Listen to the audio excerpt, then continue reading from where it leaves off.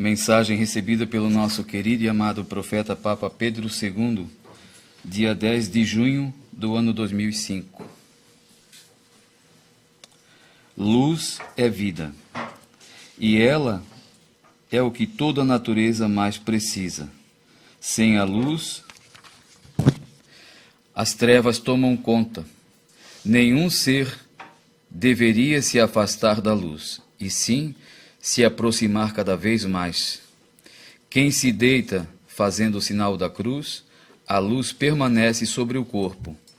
Como a lamparina precisa do azeite para permanecer acesa, o justo amor divino permanece eternamente em forma de luz e transpassa, para nós, esses mistérios da eternidade.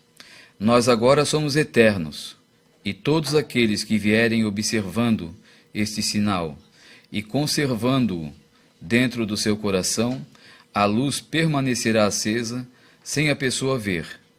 Mas virão horas em que tudo isso terá que ser esclarecido. Como podem um homem e uma mulher se salvar? Para começar, fazendo o seu juramento no casamento. E jamais podem impedir de seus filhos nascerem. Se vierem a fazer isto, é como tirar o azeite da lamparina para a luz se apagar. Então, no interior deste casal, as trevas tomam conta, e o pecado é gravíssimo diante do Senhor. No dia do julgamento, bilhões não vão poder se salvar por este erro gravíssimo. A festa das datas de seus dias comemorativos, como casamento, batizado, primeira comunhão, aniversário, deixa de ser reconhecida aos olhos do Senhor. E para quem comete um pecado desse, o aborto, é um crime sem fiança, a não ser que tenha um arrependimento muito grande. Daí sim, se vier a se converter, mas dentro do catolicismo, mesmo agora que quase não tem mais servidores honestos para com o Deus da paz. Tudo indica que os excluídos, por não aceitarem esta nova teologia, Deus por si vive dentro de cada um, e para se manterem junto a Ele, tem que conservar a luz sempre acesa dentro de si. E como se deve fazer nesses tempos difíceis? Alguém pode perguntar. É se resguardando de todas as malícias e das coisas ruins, e guardar o dia do Senhor, para ele não lhe pegar de repente com fartas bebidas e gulodices e a miséria humana no prazer da carne. Tudo isto a pessoa deve observar. Porém, para quem vem fazendo isto, é sinal de que a Deus já não suporta mais. Mas pelos escolhidos determina a cada um de nós, aqui no céu, que devemos ajudar a todos aqueles que vêm se reunindo, como vocês vêm fazendo, meus irmãos. Os guardiões, os sentinelas agora nesse tempo, são vocês, porque com o restante não se pode contar mais. Estão indo por caminhos onde a luz é fraquíssima, chegando ao ponto de se apagar por completo. Na renovação das pessoas que vierem a se integrar junto com vocês, é ter certeza de que jamais essa luz se apagará. Foi o que nosso Mestre nos ensinou quando juntos estávamos na terra, e hoje podemos ver claramente o que é o poder da luz. Um pequeno raio que sai dele é como os raios solares que dão força para a terra ter rotação e translação. Ela gira sem sair de sua rota por motivo do poder da luz. Vejam quantos exemplos se pode esclarecer para quem procura manter acesa esta luz. Já nada mais tira das mãos de Jesus os filhos da luz. Vocês, irmãos, podem esperar, tendo sempre paciência, pois essa luz virá se manifestar para todos que irão passar para esta vida que estamos vivendo. Somos os seus profetas e seus apóstolos. Mensagem também esclarecedora para algumas pessoas que ainda não não estão olhando por esse lado, né? Olha o que Jesus fala aqui. Olha que os profetas, né? Os profetas e os apóstolos. Para ter uma vida eterna, para ter essa luz, o que Jesus diz? Principalmente quando se une o casal, né? Obedecer a Deus. Nenhum dos sacramentos é válido se a pessoa rejeita os filhos que Deus mandou. Já pensou? Já pensaram nisso? Nenhum dos sacramentos é válido, nem batizado, nem comunhão, nem casamento, nem aniversário, nada tem valor. Porque é um não que estão dizendo para Deus, né? Quantas vezes a gente ouviu o profeta falar que quando vinha um filho, né, que Deus mandava um presente, ele agradecia o tempo todo, porque é presente de Deus mesmo, né? E esse não que a gente diz para Deus deve ser muito triste. Um pequenino exemplo a gente pode tirar. Imagina a gente com o maior carinho vai presentear, né, um amigo, um familiar, um filho que seja, compra um presente e aquela pessoa, já imaginar se diz não, né, se rejeita o presentinho que a gente está dando, como é doído. Agora imagina Deus está te dando um presente que é uma vida nova e a pessoa diz não. A gente ouviu falar várias vezes, né, de pessoas relatando que casaram e procuraram primeiro adquirir bens, né, se formar nos estudos, se estabilizar no emprego, comprar uma casa ou mobiliar a casa primeiro para depois pensar em ter filho. E nesse meio tempo evita esse filho como? Com drogas. Está envenenando o próprio corpo. Como deve ser triste isso para Deus, né? Ele nos deu a vida e a gente vai envenenando ela. Aqui Jesus fala também dos outros motivos, né? A bebida, o cigarro, as noites perdidas, né? O excesso de comida também mata. O pai falava, né? Não sabia que isso era pecado. A gulodice, que como os apóstolos e os profetas estão falando, tudo é motivo, se a gente não procurar caminhar correto, para ofender a Deus. Até na própria alimentação. Então, hoje, como nós estamos vivendo? Desagradando a Deus em tudo. Tudo que a gente faz desagrada a Deus. Então, nós temos que procurar nos corrigir todos os momentos. Agradecer a Deus tudo que temos. Aqui eles estão falando, né, como vocês vêm fazendo.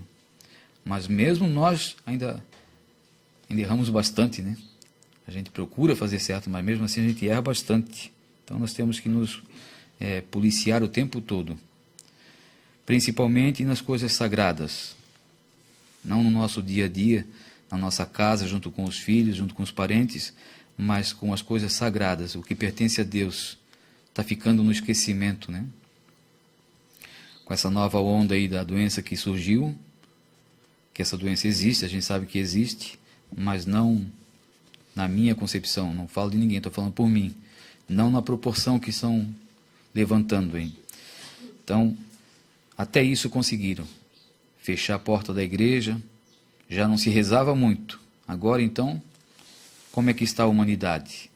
E Jesus diz, né, que os apóstolos e os santos e os profetas falam, bilhões de almas irão se perder, pelo fato de rejeitar os filhos, pelo aborto.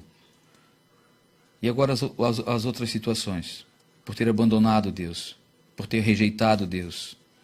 É como Jesus diz mesmo, né? De 3 partes, né? Mais de 3 partes já é do inimigo. Já pensaram que tristeza é isso? De 7 bilhões de seres humanos, mais de 3 partes já é do inimigo. E aí? Mas não é bem assim, mas é a palavra de Deus, né? Ele não erra. Aqui nesse livro, se a gente for comparar os 1000 anos que já passaram, né? 2000 anos que já passaram, quantos acontecimentos já existiram, né? Quantas guerras já existiram, e aqui Jesus está falando em 4.708 mensagens, os acontecimentos de hoje, é atualizado para os dias de hoje, né? Por isso é a palavra viva de Deus, é viva. E aqui Jesus diz, é assim, vai acontecer assim, e aconteceu. Não foi diferente. Como ele diz, a palavra dele tem que se cumprir. Então são mais de 3 partes da humanidade, não é mais de Deus. Imagine, será que nós estamos fora dessas 3 partes? Nós temos que lutar para estar, né? Tem que lutar muito. tem que dobrar os joelhos, tem que rezar muito, pedir muito para Deus. O inimigo, ele é astuto, ele não vai querer perder. Qualquer brecha que a gente der, ele vai se intrometer, ele vai afastar, vai apagar da nossa mente o que devemos fazer. Então, por isso Jesus pede, Nossa Senhora pede, rezai, rezai, rezai, para não cair no fracasso, não cair nas tentações do mundo, não cair na lábia do bicho, né? E uma boa parte da humanidade não está enxergando isso. Mesmo nos dias de hoje, tudo tão claro, tudo tão esclarecido, né? Tem televisões aí transmitindo tantas coisas que a gente pode tirar proveito, mas não querem. Vão ver só aquilo que não presta.